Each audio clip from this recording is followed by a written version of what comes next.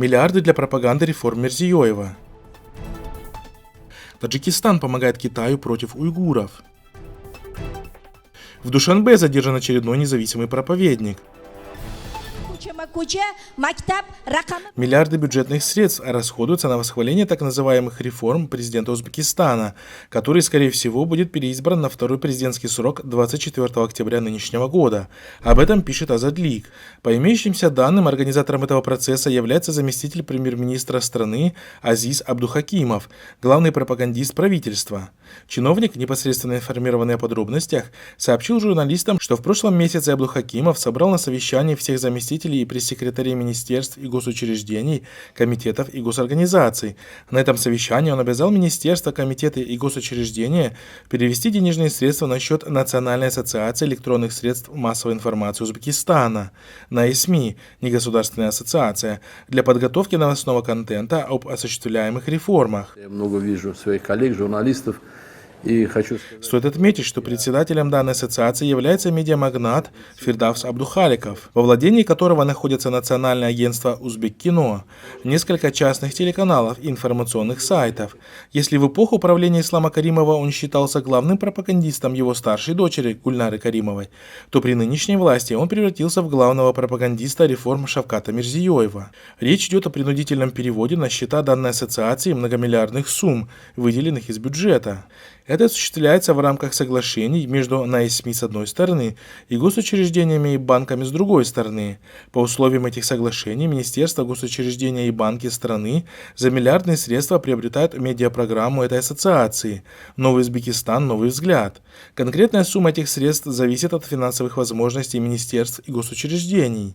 Какие-то министерства обязали перевести 1 миллиард суммов, коммерческие банки по 2 миллиарда, некоторые учреждения по 5 миллиардов суммов. В свою очередь, НАИСМИ обязуется выполнить перечень услуг, такие как освещение деятельности министерств в информационных передачах телеканалов, являющихся членами НАИСМИ, распространение этой информации в социальных сетях и тому подобное. Отвечая на вопрос журналиста Азадлика о принудительном характере данного соглашения, заместитель НАИСМИ Раджаббой Раджабов заявил, что якобы никого не заставляют перечислять деньги на счет ассоциации. Ассоциация лишь предложила осуществить 60 проектов на более чем 50 платформах. По его словам, правительство не вмешивается в эти соглашения. Вместе с тем, он подтвердил информацию о том, что в прошлом месяце на совещании под председательством заместителя премьер-министра Азиза Абдухакимова участников совещания ознакомились с медиапрограммой «Новый Узбекистан. Новый взгляд». Nimadan iboratligini ko'rsata olmayotganligini o'zi bilan qarasangizki. Примечательно, что подобные случаи в странах Центральной Азии происходят постоянно, и смена власти в этом регионе не изменяет принципы, на которых строятся отношения между государством и обществом. По мнению аналитиков, смена режимов в странах Центральной Азии не меняет метода управления, так как система правления и элита в этом регионе остаются все теми же.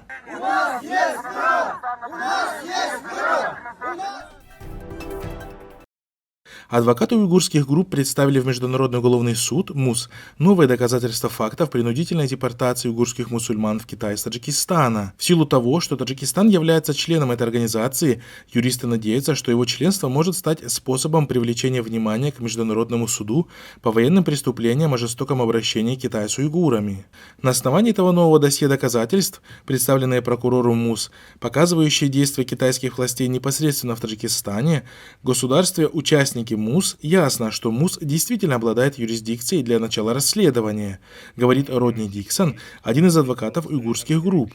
Действия властей Таджикистана объясняются экономическими интересами, ведь Китай в последнее время стал самым главным инвестором и кредитором в Таджикистане. Госдолг таджикской стороны перед Китаем на данный момент составляет около 1,2 миллиарда долларов США. Примечательно, что Таджикистан далеко не единственная мусульманская страна, власти которой принудительно депортируют уйгуров в Китай, где их ждет как минимум заключение в так называемых лагерях перевоспитания и пытки в обмен на выгодные экономические отношения. Аналогичные обвинения в передаче уйгурам властям Китая неоднократно озвучивались и в адрес турецкого правительства. Напомним, что первые сведения о существовании концлагерей для мусульман в Китае стали появляться с 2014 года.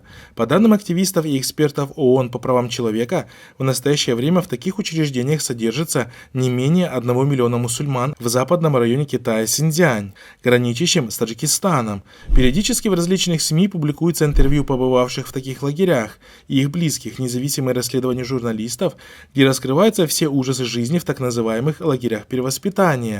Так называемое мировое сообщество, включая и правительства мусульманских стран, не только молча наблюдает за происходящим геноцидом мусульман Восточного Туркестана, но и поддерживает такую политику и сотрудничает с китайским правительством.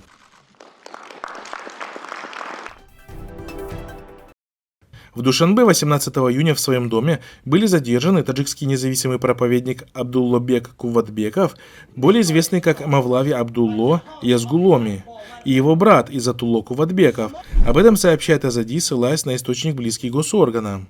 Мавлави Абдулло – известный священнослужитель из Джамуата Язгулом Ванжского района Бадахшана. Видеозаписи его выступлений и проповедей нашли широкое распространение в социальных сетях.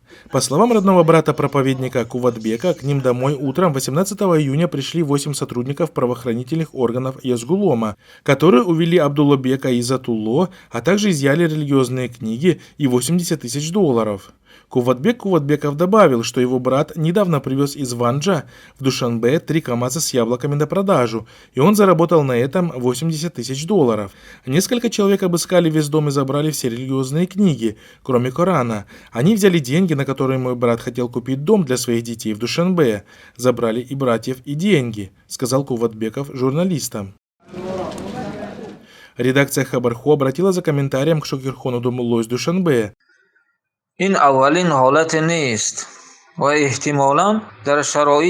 Это далеко не первый подобный случай, и, наверное, при нынешнем режиме такие задержания будут продолжаться. Тем более, за последние годы мы уже несколько раз стали свидетелями арестов даже правительственных имам-хатыбов, не говоря уже о независимых проповедниках. В этом регионе, если и произойдут какие-либо изменения в правлении, то только при наличии исламского фактора. Именно поэтому режим Таджикистана и другие режимы стран региона проводят политику выдавливания религии из общественной жизни ради недопущения исламского политического возрождения.